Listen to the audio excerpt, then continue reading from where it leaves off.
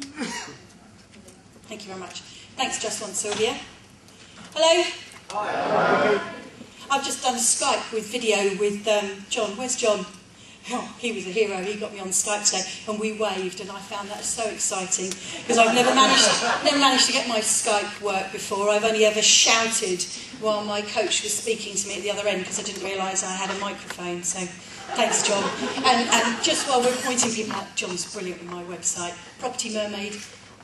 John helps me. Thanks, John. That's enough plugging him. I'm supposed to be doing me, aren't I? I remember. My name's Vicki Wusche, and I just mentioned I'm the Property Mermaid. And you might wonder why I'm a Property Mermaid. It's because I have two passions. One's buying properties. I used to buy shoes, now I buy houses. And the other thing is scuba diving. And I'm not looking to set up a business. I'm looking to create an income so that I can scuba dive every bit of warm water in the world. That's what I want to do. I want to live my time underwater unless I have to come up and get some air, and then I go back down again. So that's my aim.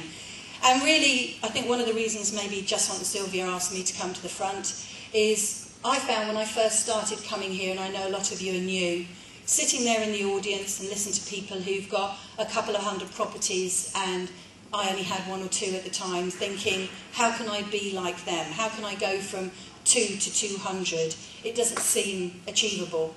I think after listening to Rohan tonight, that whole business about cutting your goals down and looking at creating 2-year goals and maybe making your goals more achievable so you get that momentum. And I've been speaking to some people lately about how you start to recognise that you're doing things, that you get success, and that one piece of success spurs you on to the next piece of success. And if you make your goals too big, then all of a sudden you're not achieving them, and it's quite hard to keep that momentum going. I started buying property for myself in August 2008. And I only managed to buy one in 2008. I managed to lose 5. I was gazumped, and I had a vendor pull out, and I have an estate agent do the dirty on me. And I hit quite a low patch at the end of 2008, thinking, here I am, I'm not working, I'm meant to be this full-time property investor. I've done the courses, I've been through, as they're now called, Tigrant. I've done the courses, how comes I'm not managing to buy the houses? And I reviewed what I was doing, I learned from my mistakes, I kept ploughing on.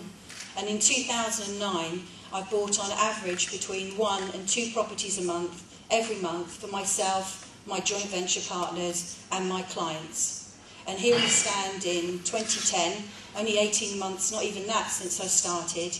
I've got quite a significant portfolio for myself. I've got private clients who've got cash that they want to invest, and I've got slightly more than a sourcing business. I don't just find the properties, I take it all the way through to refurbishing them for the clients and getting the tenants put in and giving them a return of somewhere between 12 to 17% on their investment, which they're quite happy with, and they get $300 a month cash flow. I've now started officially, I am a mentor, I am a coach, I have coaching clients, and my goal, speaking here in front of you lot at the Berkshire Property Meet. Thank you very much.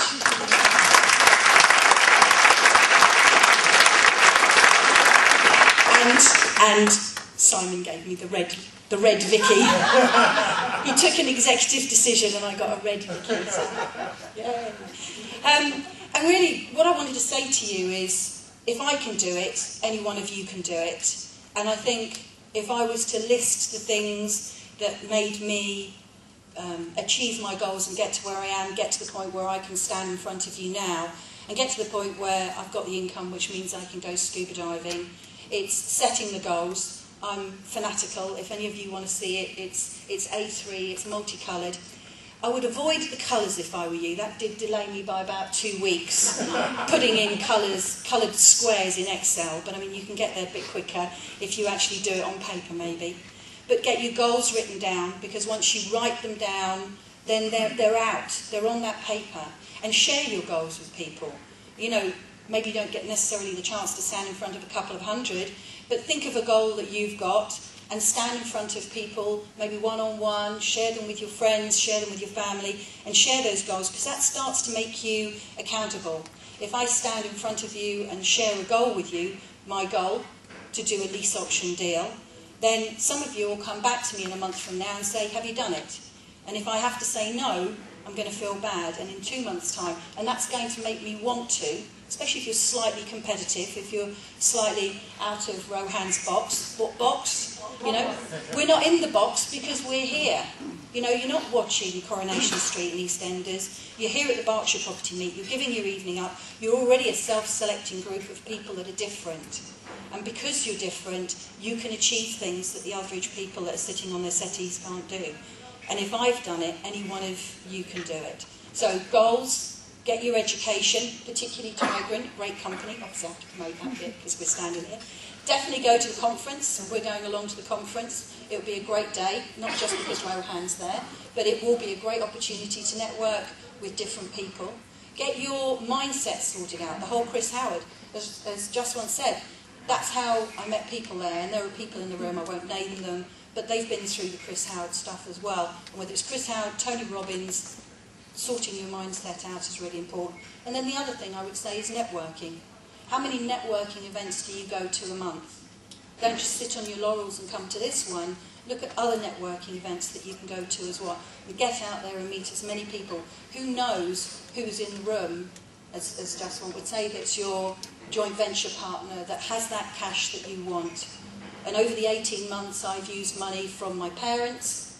You know, I haven't made them move out the home into the nursing home. We just remortgaged their house and released the equity. But also, if any of you were here in January last year, anybody come to January last year and hear Vanish Patel speak?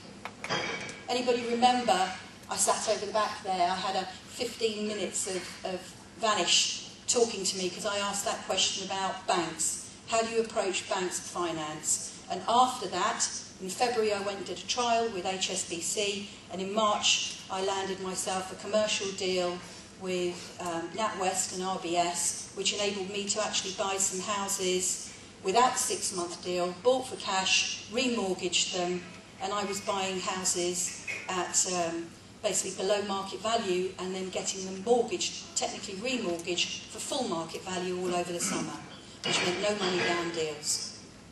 You know, and that's because I came here and I learned from Vanish. And you've got an opportunity here with the things that Rohan's told you and the other speakers lined up for the rest of the year. You can do it too, and I look forward to seeing some of you come to the front in months and years to come. Thank you.